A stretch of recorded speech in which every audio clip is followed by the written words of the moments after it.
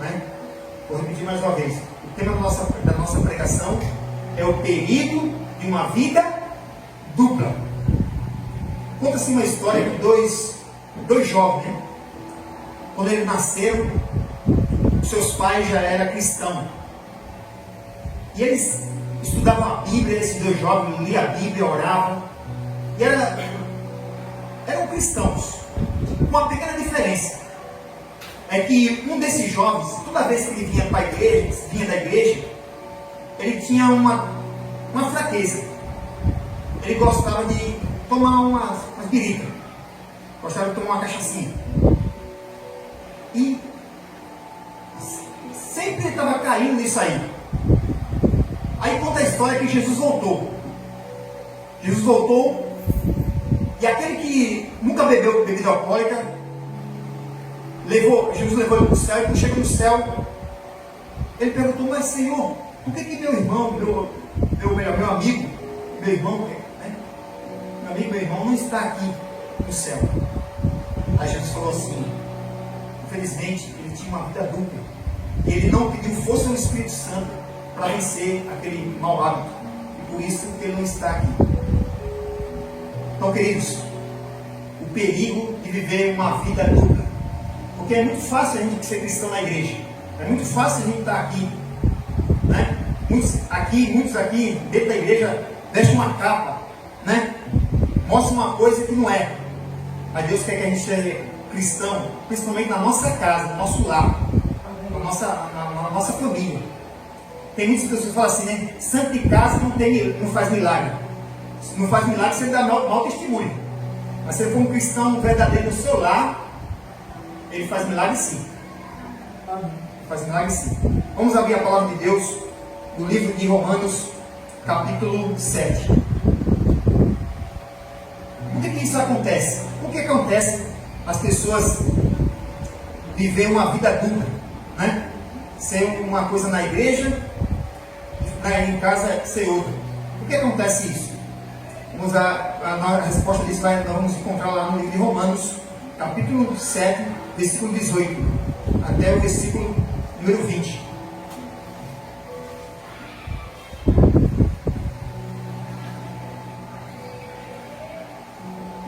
Salve você também, internauta, que está ouvindo essa programação. Que Deus abençoe você e a sua família.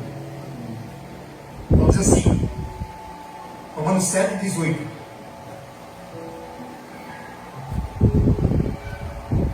Porque eu sei que em mim, isto é, na minha carne, não habita bem algum.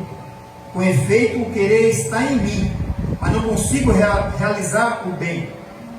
Porque não faço o bem que quero, mas o mal que não quero, esse faço. Ora, se eu faço o que não quero, já não sou eu, mas o pecado que habita em mim. Então perceba a luta, né? A luta que o apóstolo Paulo tinha e todos nós temos. Nós sabemos que devemos fazer tudo certinho, mas muitas vezes nós nos pegamos fazendo as coisas que entristecem o coração de Jesus. Eu sempre falo, Gregório, irmãos, que eu não fico tão impressionado quando eu peco, porque eu sou pecador, todos nós somos pecadores. Mas eu fico impressionado porque quando eu peco, quando você peca, e eu quero, pela graça de Deus, pecar menos, porque quando eu peco, eu entristeço o coração de Jesus. Eu faço ele chorar. Eu faço com que o diabo dê uma gargalhada de Jesus, diga assim: olha, por que tu morreu? Ele está lá praticando aquele pecado novamente, porque ele está vivendo, continuando na vida dupla. Na igreja ele é uma coisa, né? Em casa ele é outra. Então veja, por isso que eu, pela graça de Deus, eu quero pecar o mínimo possível. A gente é um pecador. Uma coisa é você pecar, outra coisa é você viver uma vida de pecado, fazer do pecado um estilo de vida. Pecar sempre a gente é um pecado. Mas o cristão não pega porque ele quer, ele pega por acidente. Entendeu? Porque muitas pessoas vão se perder, porque não largaram os pecados cabeludos, que eu chamo. E Deus, na realidade, Deus gostaria de salvar as pessoas bebendo, fumando. Deus gostaria, quando você lê o livro Caminho a Cristo, Deus gostaria. Mas se Deus salvasse a pessoa dessa maneira, as próprias pessoas lá no céu, ela mesmo ia achar o céu chato, ela mesmo ia se excluir do céu. Porque a atmosfera do céu, que é feito lá, é totalmente diferente daqui da terra. Então veja, mas é uma luta, né? É uma luta.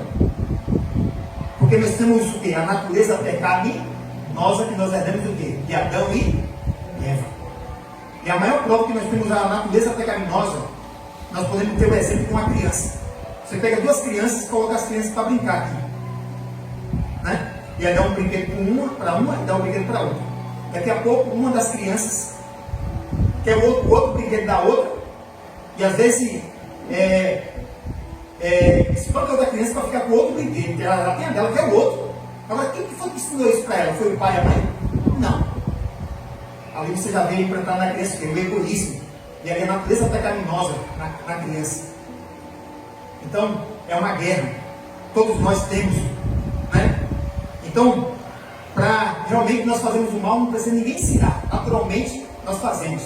E a nossa tendência maior é mais fazer as coisas que desagradam a Deus, que desagradam o nosso próximo, do que realmente agradar a Deus e o nosso próximo. A tendência nossa maior é essa, infelizmente. Né? Nós temos o exemplo de uma criança. Né? Então, existe uma guerra dentro de mim e de você. Porque temos a natureza pecaminosa que nós herdamos dos nossos primeiros pais, que é Adão e Eva. Né? Mas nós também temos o que? A natureza espiritual. Como é que nós adquirimos a natureza espiritual?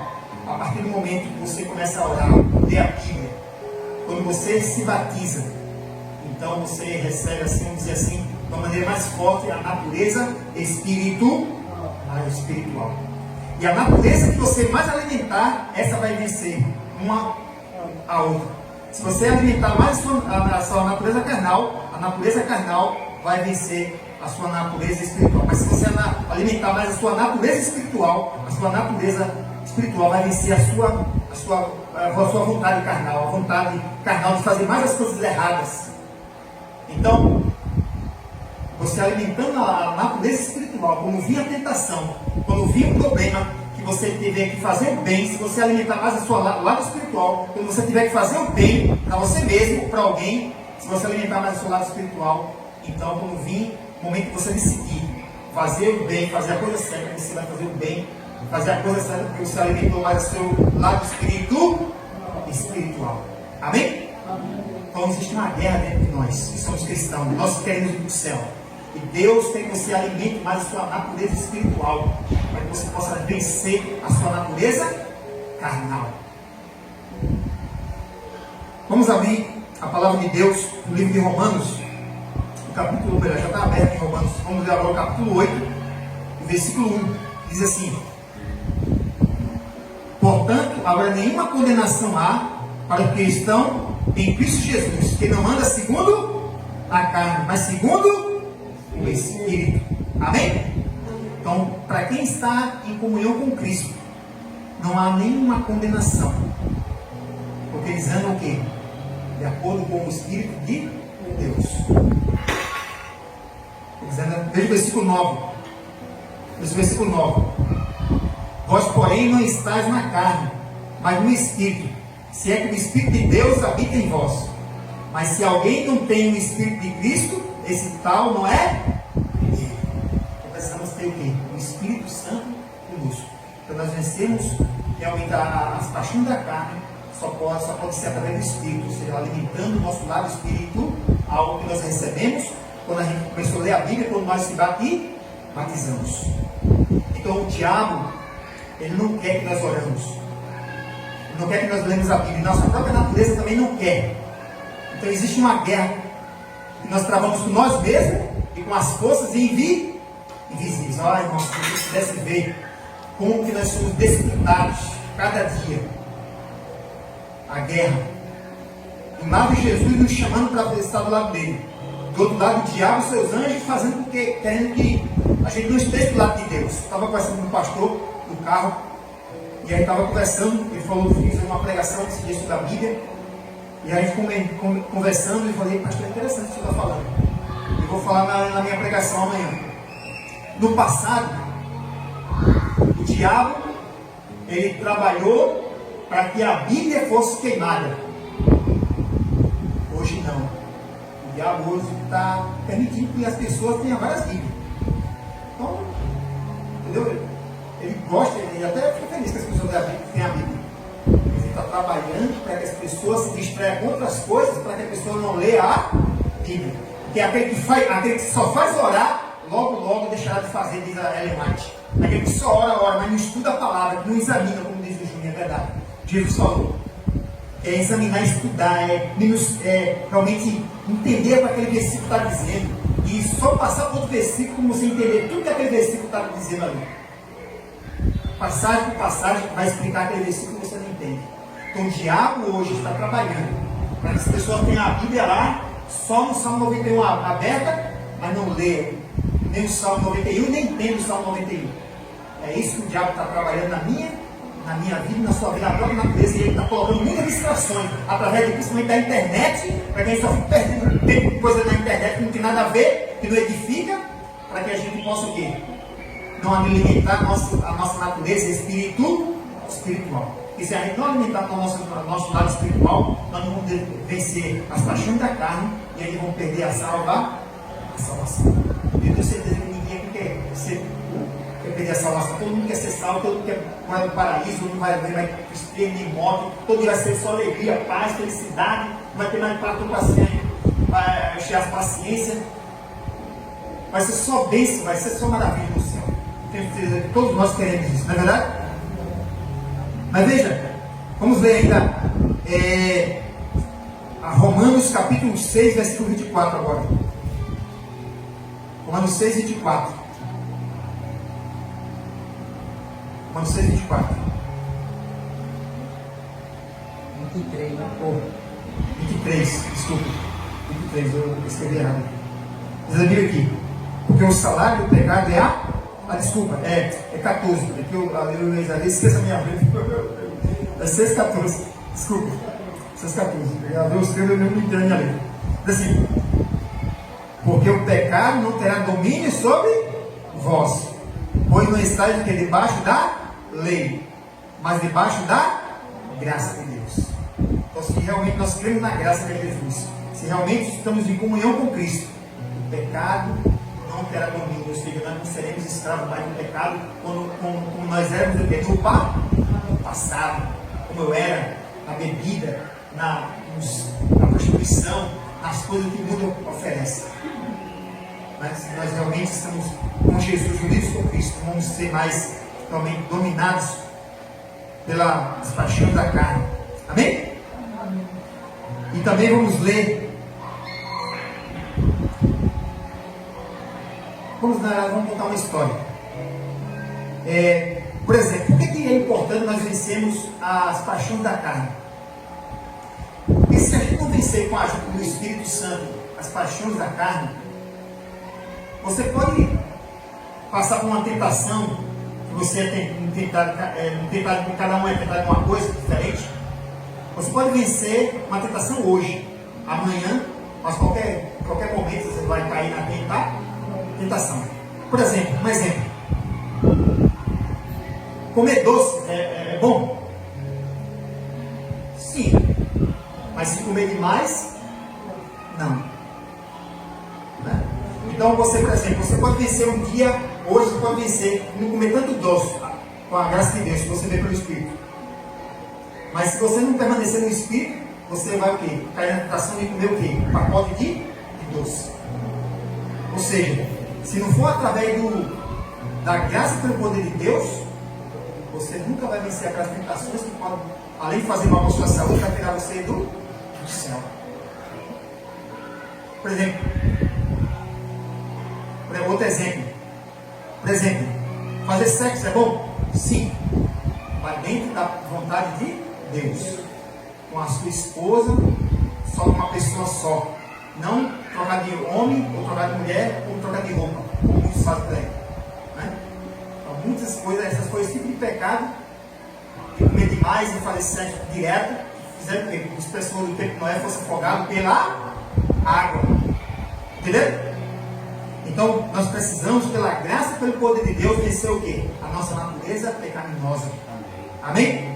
Porque senão nós vamos herdar o reino dos céus. Né? Então veja, vamos abrir a palavra de Deus no livro de Mateus. Livro de Mateus, capítulo 7. Primeiro vamos achar o versículo. Mateus capítulo, ou melhor, primeiro vamos achar o capítulo. Mateus capítulo 7. Mateus capítulo 7. Amém? Então em Mateus capítulo 7, vamos ler daqui a pouco alguns versículos, mas deixa eu fazer uma pergunta para vocês. Pergunta não, um comentário. Tem muitas pessoas que dizem assim, muitas pessoas falam assim,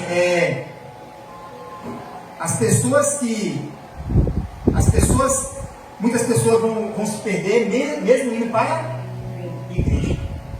Essa afirmação, será que é verdadeira ou é falsa? Vamos ver. Mateus capítulo 7, versículo 21 em diante. Diz assim: nem todo que diz Senhor, Senhor, entrará no reino dos céus, mas aquele que faz a vontade de meu Pai que está nos céus. Muitos dirão naquele dia, que dia? Na volta de Jesus: Senhor, Senhor, não profetizamos nós em teu nome não expelimos demônio, em teu nome nos fizemos muitas maravilhas? Então Jesus dirá abertamente: nunca vos conheci, apartai-vos de mim, vós que praticais a iniquidade.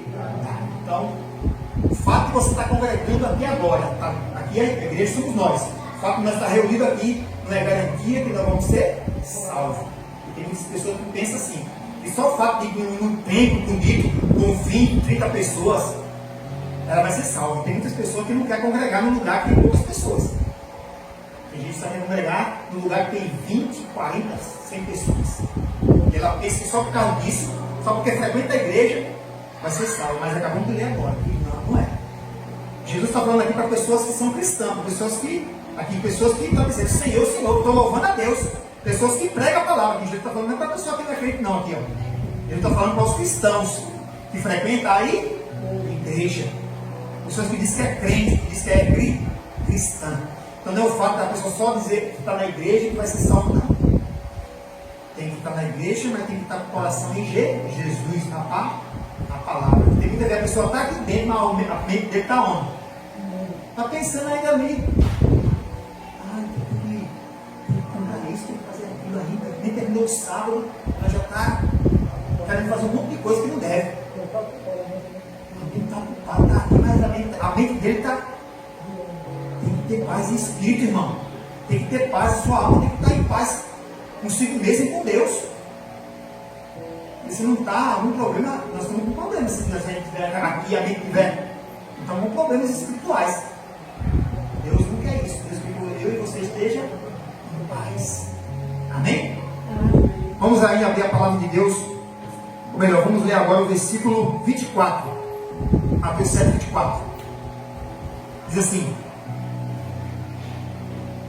todo aquele, pois, que eu escuta essas minhas palavras e as pratica, esse será semelhante ao homem prudente que edificou a sua casa sobre a rocha, e desceu a chuva, correram os rios, e assopraram o vento, e combateram com aquela casa, e não caiu, porque estava o quê? Edificada sobre a rocha. Aquele que ouve essas minhas palavras e não as cumpre, compará-lo-ei ao homem sensato, louco, que edificou a sua casa sobre a areia. Desceu a chuva, correram os rios, e sopraram os ventos, e combateram aquela casa, e caiu, porque foi dentro da sua queda. Veja. Então, a rocha, estar na rocha significa você estar em Cristo, estar em comunhão, na obediência. Porque se você edificar sobre você mesmo, é como se fosse o quê? Uma casa construída na areia. Se você se construir nas suas próprias ideias, no seu próprio eu, você está perdido. Eu também. Então a palavra de Deus é clara, né? Veja o que diz agora o capítulo. Vamos agora ler o que está escrito no versículo 27. Nós já lemos 27. Vamos abrir a palavra de Deus agora para terminar em Mateus capítulo 6. Melhor, 7:13. Desculpa, 7:13. Mateus 7:13. E também o 14. Amém? Jesus falou: entrai pela porta estreita, porque largo é a porta e espaçoso o caminho que conduz à perdição. São muitos os que entram por ela. E porque estreita é a porta e apertado o caminho que leva à vida, e poucos há que entram por ela. Amém? E agora vamos ler, para terminar, Mateus 6:24. Mateus 6:24.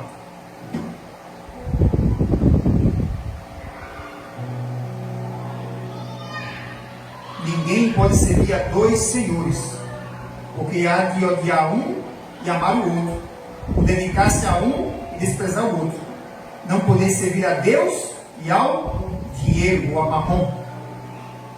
O que é que Jesus quer dizer com essas palavras para a gente fechar? Queridos, tem pessoas que falam assim: ah não, Jesus me ama, Ele vai me salvar de todo jeito, Ele conhece meu coração, ah, Jesus me ama, eu posso continuar trazendo sábado, adulterando, matando, furtando. Ah, Jesus me ama, Ele vai, na última hora, Ele me perdoa. Agora está a moda, né? Tudo ladrão na cruz. Jesus perdoou o ladrão na cruz de última hora. Só que o ladrão na cruz só teve aquela única oportunidade, diz Ellen White. Quando ele parou para ouvir Jesus, as autoridades prenderam ele. Quando ele parou para ouvir Jesus, as autoridades prenderam ele. Ele não teve outras oportunidades, não. E agora a moda é assim, né? Não, Jesus ama, Deus é bom, posso continuar minha vida. Aí na última hora, Jesus perdoou lá na cruz, Jesus vai me perdoar também. Essa é uma mensagem, se não for bem explicada, faz as pessoas a viver uma vida na transgressão aberta, na libertinagem. Entendeu? Porque o ladrão na cruz, ele nunca teve a oportunidade de parar para ouvir a palavra de Deus. Um dia que ele teve, quando ele parou, diz ele mais, prenderam ele. E aí colocaram a cruz nas costas do ladrão. E aí ele foi ali com aquela cruz, um grupo de pessoas falava assim: crucifica ele, crucifica. E outros falavam: não, eu era cego, eu era aleijado, não faz isso com ele não, por favor. E aí ele foi fazendo ali naquele caminho, ali naquele trajetório, com aquela cruz nas costas pesada. Ali ele foi fazendo uma somatória das informações que ele não tinha antes. E falou assim: não, esse homem é bom, esse homem é mais misericordioso. Então quando ele chegou na cruz, foi que ele pediu misericórdia a Jesus. Jesus perdoou os pecados dele e disse: estarás comigo no paraíso. Porque nem Jesus foi naquele dia, nem o próprio ladrão foi para o céu naquele dia. Amém? Amém. Então vamos parar com esse negócio também de pregar errado por aí. Tudo fala do ladrão na cruz. Tudo fala não. Vamos parar com isso aí. Deus deixou a Bíblia, mas deixou também o Espírito de profecia para que a gente possa ser um povo sábio, para a gente não pregar coisas que não estão na Bíblia. E agora está a moda, tudo falar o ladrão na cruz. A pessoa vive toda errada e diz: ah, na última hora, não importa o meu pecado, eu não vou arrepender. E se não der tempo? Deus pode perdoar, não tenho dúvida, mas se não der tempo, se a pessoa morrer num acidente, de repente assim, uma partida rápida, entendeu? Deus pode perdoar, Deus perdoa, mas é perigoso a pessoa deixar para a última hora, entendeu? É perigoso a pessoa deixar para a última hora. Então tudo que devemos fazer, nós devemos fazer. Deus não vai fazer por nós, não. Deus não vai fazer por nós. Deus não vai pegar na nossa mão para ler a Bíblia. Deus não vai ajoelhar por nós. A nossa parte nós temos que fazer. Né? E para terminar, conta-se uma história. Né? Que um homem estava caminhando, de repente, ele estava andando ali, feliz. De repente ele viu um muro bem largo. Então ele subiu no muro e começou a caminhar naquele muro longo, indo para casa feliz da vida. Aí de repente ele olhou para um lado, do lado direito, e viu que Jesus estava assinando para ele assim, ó, com aquele semblante de amor, mas preocupado. Um semblante de Jesus de amor e preocupação. Jesus disse: sai daí, desce daí, desce. E aí eu continuo andando. Aí mais uma vez Jesus: desce daí, rapaz. Vem para aqui para baixo. Aí um continuou feliz, hein? A bênção que ele recebeu continuou feliz. Recebeu uma bênção e o lá em cima do muro lá e foi andando, feliz da vida. Recebeu uma bênção, não é assim que vai receber uma bênção de Deus? Seja um emprego, seja uma coisa, a gente fica feliz. Então ele não estava feliz. Viu? E aí, pela terceira vez, Jesus com semblante amoroso, mas preocupado, desce daí. Jesus do lado direito. Mas aí quando continuou andando, meio observou que do lado esquerdo também o diabo estava lá. O diabo não fazia nada, até aí. Até aí o diabo, olha lá. Tá. Aí chegou uma hora que o homem ficou incomodado e falou assim para ele: o diabo, Jesus está me chamando constantemente para mim sair daqui do muro. Você fica indiferente sem fazer nada. Aí o diabo falou: o muro é meu. Ou seja, já estava do lado do dano. Ou seja, a indecisão. A indecisão. Quando a pessoa não toma a decisão ao lado de Cristo, ela já está do lado do diabo. Esse muro também representa a indecisão e o muro representa a dificuldade que o diabo coloca para a gente não ir do lado de Jesus. Eu pergunto para terminar nessa manhã: de que lado eu e você estamos? Se a gente realmente não tomar uma decisão de aceitar Jesus como Salvador e andar pelo caminho estreito, de estar do lado de Cristo, nós estamos do lado do diabo. Mas se a gente decidir, mesmo sendo um caminho estreito difícil, mas é um caminho de vitória, tanto aqui como para a vida eterna. Se nós estar no caminho estreito, a gente vai estar seguro e no final do caminho vamos ter a vida eterna. Quantos querem estar, mesmo com dificuldade, com problemas, mesmo com dificuldade de guardar o sábado e outras coisas, quer estar do lado de Deus, do lado estreito. Amém? Então que Deus abençoe você, meu amigo internauta, que você possa também tomar a sua decisão ao lado de Cristo, ao lado da verdade. Porque mesmo sendo um caminho difícil andar com Cristo, mas não é um caminho impossível.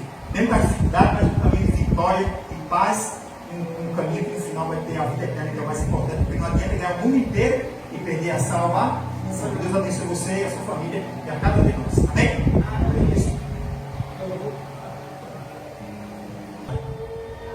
Senhor, que linda canção que nós cantamos, Senhor.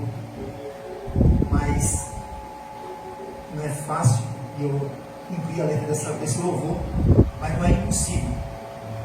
Se o Senhor, se homens como Moisés, Elias e outros que é pecadores também,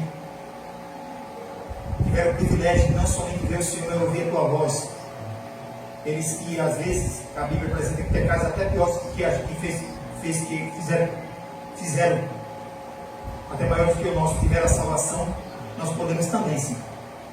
Não pela nossa própria força, não pela nossa própria soberba, mas com a ajuda do teu bom e santo Espírito. Amém. Nos abençoa, nos perdoa, nos dê o poder e a graça do teu bom e santo Espírito, para que nós possamos realmente não viver uma vida dupla, para que nós não venhamos viver como os atores e as atrizes das novelas, que eles representam uma coisa que não são, tanto no sentido negativo como no sentido positivo daqueles que eles fazem. Nós não queremos ser como atores e atrizes no palco da igreja, Senhor, aqui na frente, mas queremos, pela tua graça e pelo teu poder, praticarmos a tua palavra. Amém. Porque aqueles que vivem uma vida dupla é muito perigoso. Tem muitas pessoas que não vão estar no céu, porque vivem como os fariseus no passado. Eles pediam para as pessoas fazerem uma coisa, mas eles viviam totalmente diferente daquilo que eles falavam, que eles pregavam. Eu não quero, Senhor, ser assim. Eu tenho certeza que ninguém aqui também quer. Todos nós queremos ser salvos pela tua graça e pelo teu poder. Então nos ajuda para isso. Nos dê um restante de sábado feliz. E muito obrigado por essa mensagem que tu falou conosco nessa manhã.